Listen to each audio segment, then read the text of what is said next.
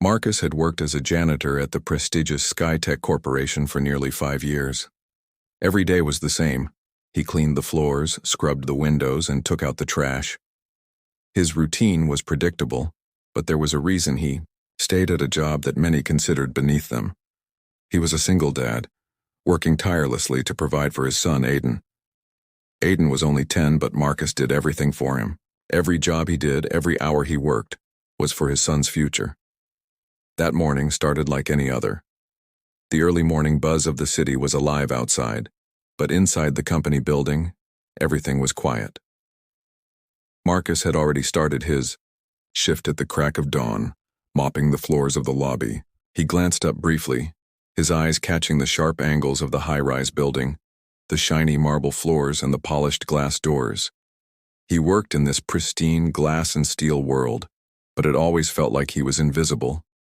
As he made his way toward the employee entrance, he noticed a boy, a young kid probably no older than 12, standing near the entrance. He was staring at the sleek black car parked by the curb. The boy was dressed in a simple hoodie and jeans, far too casually for a place like Skytech. Marcus figured he was lost or had gotten confused somehow. It wasn't unusual for people to come into the lobby for directions, but something about this boy made him uneasy. Marcus had a way of reading people. He always had.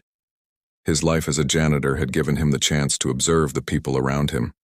He had seen workers rush to their meetings, executives dressed in sharp suits walking by without a second thought for the man mopping the floors beneath their feet. He saw the loneliness in their eyes, the pressure they carried, but also the arrogance in some of their steps. And then there were moments, small moments, when something felt off, when his instincts kicked in and told him to act. This was one of those moments. He watched the boy, who now seemed to be moving toward the car. Marcus furrowed his brow, his heart skipping a beat. It wasn't his place to interfere, but something deep inside told him he had to stop the kid. Marcus wasn't sure why, but he could feel it in his bones. Something wasn't right. "Don't get in the car," Marcus shouted across the lobby, his voice harsh and urgent. He didn't even realize how loud he had gotten until the words left his mouth. The boy froze mid-step, his eyes wide as he turned toward Marcus. The lobby fell silent. For a split second, Marcus wasn't sure if the boy had heard him or if he was just scared by the sudden outburst. The silence stretched for a moment longer, as if the building itself held its breath. For a second, Marcus thought the boy would turn around and run, but he didn't. The boy stood still, eyes locked on Marcus, unsure of what to do next. "Why?" the boy asked quietly, his voice shaky. Marcus's heart pounded in his chest, but his instincts were still screaming at him. "Just don't get in the car," he said again, this time softer but just as urgent. There was no reason he could explain. It wasn't like he knew anything about the boy or who the car belonged to. He didn't even know why it was so important. All he knew was that if the boy got in, something bad might happen. He could feel it. The boy glanced at the car, then back at Marcus. For a moment, it looked like he might go back inside, but then he looked toward the door again. Just then, Marcus saw a figure approaching, tall, sharp suit, and every step echoing authority. It was the CEO, Mr. Thompson, stepping out of the elevator, his shoes clicking sharply against the marble floor. He walked toward the door, completely unaware of the tension unfolding just a few feet away. But as he neared, he saw Marcus standing, blocking the boy from the car. He stopped, his eyes narrowing as he took in the situation. The boy, still frozen, looked to the CEO for guidance. Marcus could feel the weight of Mr. Thompson's gaze on him, and for a moment he thought he might lose everything. The job, the respect, everything he had worked for. "What's going on here?" Mr. Thompson's voice was calm, but there was an edge to it. He glanced between Marcus and the boy, his expression unreadable. Marcus swallowed hard. He didn't know what to say. How could he explain what was happening? He had no proof, no reason, just the feeling that something was terribly wrong. But in that moment, as Mr. Thompson stood there, Marcus knew he had made the right call. I'm just trying to protect him," Marcus said, his voice shaky. I don't know what's going on, but I know this kid shouldn't get in that car. Mr. Thompson raised an eyebrow but didn't say anything at first. He looked at the boy who was still staring at him, waiting for the next move. After what seemed like an eternity, Mr. Thompson spoke again, his tone colder than before. "Go back inside, son," Mr. Thompson said. "Now." The boy hesitated for a moment but nodded and turned around, walking back into the building without saying a word. Marcus stood there, his breath shaky, still unsure of what had just happened. He didn't know why he had shouted, why he had acted the way he did. But as the boy disappeared inside, Marcus felt a sense of relief, like the weight of the world had lifted off his shoulders. The CEO didn't say anything else. He just turned and walked away, his footsteps clicking sharply against the floor. Marcus was left standing in the quiet lobby, heart racing. But he couldn't shake the feeling that what had just happened was only the beginning. The boy was gone, but the silence lingered. Marcus stood frozen in the lobby, his pulse still racing. What had just happened?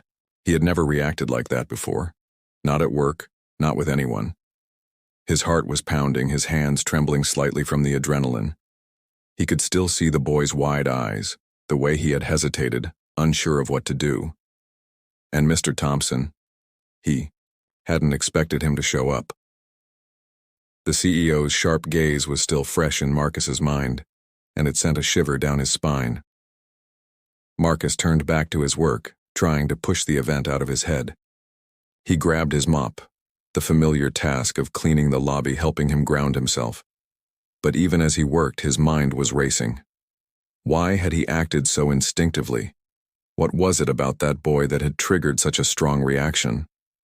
Marcus couldn't explain it, but he knew he couldn't ignore it either. Something had felt wrong. Minutes passed, but it felt like hours. Marcus worked quickly, wiping down the windows, cleaning the floors, and making sure everything was spotless.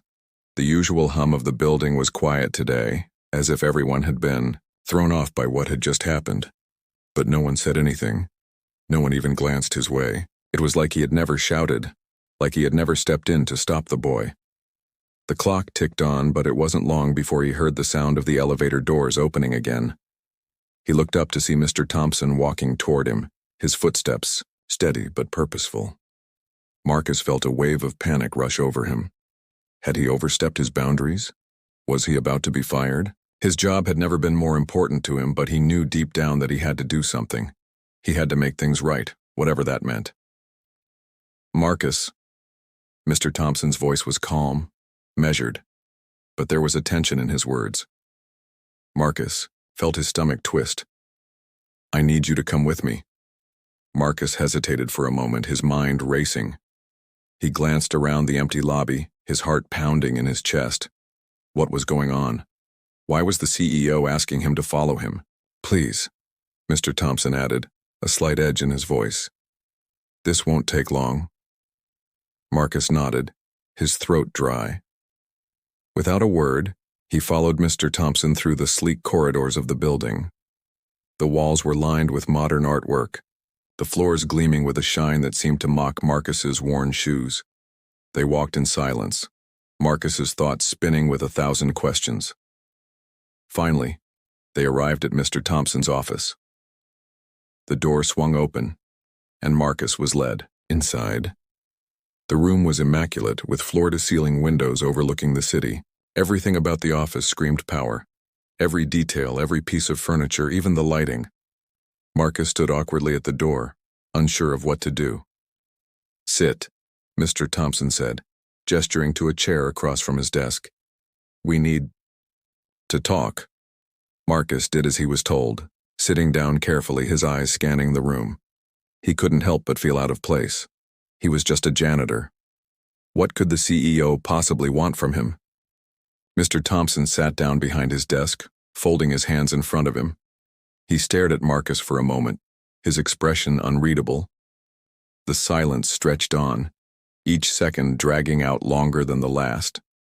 Finally, Mr. Thompson spoke. "I watched you today," he began, his tone cool but not unfriendly. "What you did? It was unexpected. But it was also impressive." Marcus blinked. He had expected the worst, a reprimand, maybe even a termination, but not this, not praise. Impressive, Marcus repeated, his voice shaky. I was just trying to help the kid. Mr. Thompson leaned back in his chair, his eyes narrowing slightly. You saw something that others didn't. You acted on instinct. You didn't just follow orders. You did what felt right, even if it didn't make sense to anyone else. Most people in this company wouldn't do that. They're too focused on the rules. Marcus swallowed hard. What was Mr. Thompson saying? Was he in trouble, or was this some kind of test? You don't understand, Marcus said, shaking his head. I'm just a janitor. I clean the floors. I don't... Mr. Thompson raised a hand, cutting him off. I know exactly what you do, Marcus, but today you showed me something different. Something valuable. Marcus's brow furrowed. I don't understand. Mr. Thompson stood up, walking over to the window that looked out over the city. He stood there for a moment, then turned back to Marcus. I need someone who can see what others can't, he said slowly. Someone who can trust their instincts. Someone who isn't afraid to speak up when it matters. I think you're that person, Marcus. Marcus's heart skipped a beat. Was he hearing this right? The CEO of SkyTech, a multi-billion-dollar company, was telling him he saw potential in him? I want you to come work with me, Mr. Thompson said, his voice firm but with an undeniable hint of sincerity. Not as a janitor. I want you to work directly with me, help me make decisions, see the bigger picture. You have something that's rare in this company, a clear view of what's really important. Marcus sat back in his chair, stunned. His mind was racing, unable to process what had just happened. This couldn't be real. He was just a janitor, someone who cleaned floors. How could he possibly be the person Mr. Thompson needed? But the CEO's gaze was steady, and for the first time Marcus saw something in him that he hadn't noticed before. Respect. Marcus sat there stunned, unable to comprehend the words that Mr. Thompson had just spoken. The offer to leave behind his cleaning cart and mop seemed like a dream, something too wild to believe. He was a janitor, a father, nothing more. Yet, here was the CEO of SkyTech, offering him a chance to move beyond his role, beyond his limited view of the world he cleaned every day. The room felt smaller now. The sleek modern furniture, the towering windows that displayed the sprawling city outside. Everything seemed distant, unreal. How could this be happening? Mr. Thompson didn't wait for a response. He leaned forward, placing his hands on the desk in front of him. His gaze remained locked on Marcus, sharp and unwavering. I've watched you, Marcus, Mr. Thompson continued, his voice steady. I've seen the way you carry yourself. You're not like the others here. You're different. You have something the rest of them lack. Marcus felt a knot tighten in his stomach. Something gnawed at him. He had never been good at talking about his feelings, much less dealing with the kind of praise the CEO was throwing his way. He just wanted to work hard, provide for his son, and keep his head down. He didn't want this attention, this scrutiny. Why me? Marcus finally asked, his voice barely above a whisper. I'm just a janitor. I don't have a fancy education. I don't even belong in this world, this place. Why would you want me? Mr. Thompson's expression softened, a flicker of understanding passing over his face. He moved around his desk and sat on the edge, facing Marcus. His voice dropped to a quieter, almost confiding tone. Because, Marcus, you see things for what they truly are. You're not blinded by the titles or the fancy degrees. You're not afraid to step in when it counts, even if it means taking risks. He paused, letting the words sink in. Most people here would have just ignored that boy. They would have assumed someone else would handle it, but you didn't. You acted when no one else did. That's leadership. That's what I need. The weight of Mr. Thompson's words sank deep into Marcus's chest. For the first time, he started to see himself in a new light. Not just as a janitor, but as someone with potential, someone who could make a difference. But the fear still lingered, the fear of stepping into a world so far removed from the one he knew. I don't know anything about business, Mr. Thompson, Marcus said, his hands still slightly trembling. I don't know anything about running a company or making decisions like you do. I just clean floors. You know more than you think, Mr. Thompson replied with a small smile. You know people. You know when something doesn't feel right. You've got the ability to understand situations from a different angle, a more human one, and that's rare around here. Marcus opened his mouth to argue, but Mr. Thompson raised his hand, silencing him. This isn't about what you know right now, he continued. It's about what you can learn. You'll be surrounded by a team of experts, people who will teach you. I'll teach you. But you already have the most important thing. The rest can be taught. Marcus sat there in silence, his mind racing. The offer sounded too good to be true, like some kind of mistake. How could he possibly leave the world he knew? How could he walk away from the only thing he'd ever been good at? But then, a vision of Aiden flashed in his mind. His son's face, full of hope, full of dreams. And suddenly he wasn't just thinking about himself anymore. He was thinking about Aiden, about providing him with a life he never had. Okay, Marcus said, the word coming out slowly, uncertain at first. But the more he thought about it, the clearer it became. I'll do it. I'll work with you. Mr. Thompson's eyes lit up, a look of satisfaction crossing his face. Good. I knew you had it in you. Just then, there was a knock at the door. It was the assistant, a woman in her mid-30s with sharp glasses and a business-like demeanor. Mr. Thompson, the board meeting starts in 5 minutes, she said, glancing between the two men in the room. Mr. Thompson stood up quickly. Thank you, Claire. I'll be right there. He turned back to Marcus, his face now serious again. This is just the beginning, Marcus. Welcome to the next chapter of your life. I'll make sure you have the tools and support you need. Now I have to go to this meeting, but we'll talk more about the details soon. Marcus nodded, still processing the whirlwind of emotions inside him. He stood up slowly, a sense of disbelief and excitement flooding him all at once. The janitor who had only cleaned the floors of SkyTech was now about to step into an entirely new world, and it felt both terrifying and exhilarating. As he turned to leave the office, Marcus felt a weight lifted off his shoulders. Maybe, just maybe, this was the beginning of something incredible. A future he never thought was possible. The following days felt like a blur to Marcus. The transition from janitor to someone who could potentially change the course of his life felt like a dream he wasn't entirely sure he was ready to live. He spent the first few days shadowing Mr. Thompson, sitting in on meetings that he had no business being part of, and observing a world that was so far removed from his reality, it almost made his head spin. Marcus felt like a fish out of water. He was sitting at the conference table with the board members, their voices drowned in corporate jargon that meant nothing to him. They talked about revenue projections, mergers, and global strategies. But all Marcus could do was nod along, unsure of how he was supposed to contribute. He'd never been in a room with so much power and influence before. But then, something happened, something that shifted his perspective entirely. It was the third day after his meeting with Mr. Thompson, and Marcus was sitting quietly in the back of a board meeting. The group was discussing an upcoming merger with a competitor. They were poring over numbers, arguing over projected outcomes, and debating whether the merger would yield enough profits to justify the risk. The discussion was loud and heated, but amidst the noise, something caught Marcus's attention.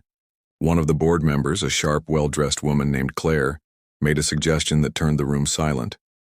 She spoke about the potential risks involved in the merger, something that no one else had dared to mention.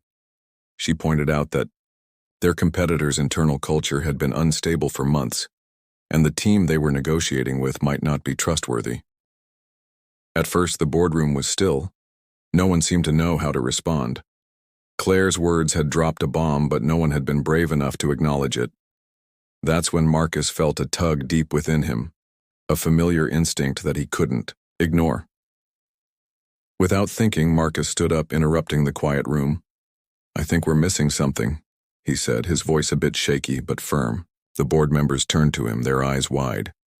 Mr. Thompson glanced over at him from across the table, a slight raise of his eyebrow betraying his surprise. Who are you to speak? one of the members sneered, clearly irritated by Marcus's sudden interruption. But Marcus wasn't intimidated. He had no place in this room, but that didn't mean he couldn't speak the truth. Listen, Marcus continued, finding his voice. We're talking about a merger that could affect millions of people, but we're focused too much on numbers and not enough on the people behind them. Claire's right. If the other company's culture is unstable, it's a problem that won't show up on the balance sheets. People can't be ignored. They're the ones who drive the company forward, and if their team isn't solid, the whole deal could fall apart. There was a stunned silence in the room. Marcus felt every set of eyes on him, but his words had found a rhythm now. He knew he was onto something important. You're talking about risking everything for a few extra zeros on a piece of paper, Marcus went on. But it's not worth it. People matter. And if the other company's people are falling apart, that's something we can't overlook. Mr. Thompson's gaze shifted from surprise to something more. Respect. The other board members exchanged uneasy glances, clearly taken aback by Marcus's boldness. After a long pause, Mr. Thompson leaned forward, his voice cutting through the silence. Marcus is right, he said, his words echoing in the now quiet room. The numbers matter, yes, but the human element is just as important. Thank you for speaking up. The room was still. The members were too stunned to argue. No one had ever expected a janitor to speak up so forcefully, to challenge their views in such a direct way. But it wasn't just the words that hit home. It was the fact that Marcus had seen something they had all overlooked. While they had been wrapped up in spreadsheets and projections, he had been focused on something far more fundamental, the people. Claire looked at Marcus with newfound respect. You're right, she said quietly. We need to take a closer look at their team before moving forward. Thanks for pointing that out. The meeting continued, but something had changed. It wasn't just the direction of the conversation. It was Marcus's place in this world. For the first time, he didn't feel like an outsider. He had earned his voice in that room. He wasn't just the janitor anymore. He was part of something bigger, something that had the potential to change lives, not just for himself, but for everyone involved. As the meeting ended and the board members began to file out of the room, Mr. Thompson stayed behind. He approached Marcus, a slight smile playing at the corners of his mouth. You did good today, Mr. Thompson said, his voice low and approving. I knew I was right about you. You see things others don't, and that's exactly what this company needs. Marcus felt his heart swell with pride, a mixture of disbelief and gratitude. He wasn't sure what the future held for him, but for the first time in his life, he knew he was on the right path. And then, without warning, a thought struck him like lightning. He wasn't just changing his own life. He was changing his son's future too. Every decision he made now had the power to shape that future, to give Aiden a life full of possibilities. Possibilities Marcus had never dreamed were within reach. The days that followed felt like a whirlwind. Marcus was no longer just a silent observer in the conference room. He was involved in discussions, brainstorming sessions, and decision-making processes that he could never have imagined himself being part of just a week ago. Mr. Thompson's trust in him seemed to grow with each passing day, and it wasn't. Long before Marcus realized he was no longer just a janitor trying to prove himself. He was a valued member of the team. But even with all the changes, Marcus still wasn't entirely sure of his place in this new world. He was still learning, still trying to adjust to the business language that had once seemed like a foreign dialect. But there was one thing he had learned. No matter how high the stakes, no matter how sophisticated the people in the room, everyone respected someone who was willing to speak up and tell the truth, even if it wasn't what anyone wanted to hear. One afternoon, as Marcus sat in the break room with his lunch, he received a message from Mr. Thompson asking him to meet in his office. He hadn't expected anything urgent, but he felt a sense of nervous excitement. What could this meeting be about? When he arrived at Mr. Thompson's office, the CEO wasn't there yet. Marcus stood for a moment, glancing out the large windows that framed the city skyline. The view was breathtaking, but it was hard to enjoy it when his mind was filled with so many questions. Moments later, Mr. Thompson walked in, closing the door behind him. His face was unreadable, but there was something different about the way he carried himself today. It wasn't the usual confident CEO energy. It was something more serious, almost secretive. "Marcus," he began, his voice steady but tinged with urgency. "I've been keeping a close eye on the current project with the merger. You've been involved in the decision-making process, and I've seen the way you've handled yourself. I think it's time we talk about your next role." Marcus blinked. "Next role? But I'm just helping out with the merger, Mr. Thompson. I haven't done anything." Mr. Thompson raised a hand to silence him. "That's the thing, Marcus. You've done more than anyone expected. In fact, I think you're ready for something bigger." Marcus felt a jolt of nervousness shoot through him. "Bigger? What do you mean?" Mr. Thompson walked over to his desk, sitting down and turning to face Marcus. He took a deep breath, as if weighing his words carefully. "I've been offered a position, an important role in the company. But the truth is, I don't need another person who can just crunch numbers or manage a department. I need someone who can see the human element, who can guide the company with empathy and authenticity." Marcus wasn't sure where this was going. "Okay, but how does that—" "Let me finish," Mr. Thompson interrupted. "I've been offered an executive position, one that will put me in charge of leading the company in a new direction, focusing more on the human side of our business, our employees, our clients, and our culture. But I'm not going to take it unless you agree to join me." Marcus stood frozen in place. His heart pounded in his chest, and for a moment it felt like the room was spinning. "What do you mean, you want me to—" "What?" "I want you to be my partner, Marcus," Mr. Thompson said, his voice firm but not without warmth. "I want you to help me lead SkyTech into this new era. You've already proven you have the instincts, the heart, and the courage to make hard decisions. Together, we can reshape this company, but I need you to take the leap with me." The room seemed to close in on Marcus. He had never expected anything like this, not in his wildest dreams. A partnership with the CEO? It seemed impossible. But the offer was there, clear as day, and Marcus knew he had to make a decision, one that would change everything. He thought about his son, Aiden, the future he had promised himself to create, the sacrifices he had made. This was the moment. This was the chance to step out of the shadows of the janitor's closet and into something far bigger than himself. I don't know what to say," Marcus said, his voice shaking. He tried to keep his composure, but the weight of the decision was overwhelming. "This is a huge responsibility, Mr. Thompson. I don't know if I'm ready for something like this."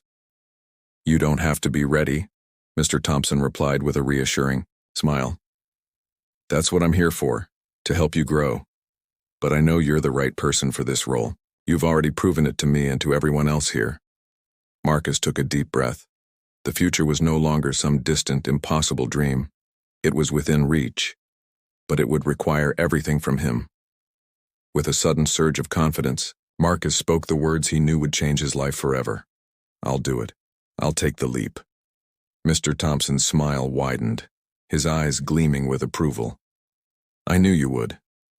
Welcome to the future of SkyTech, Marcus."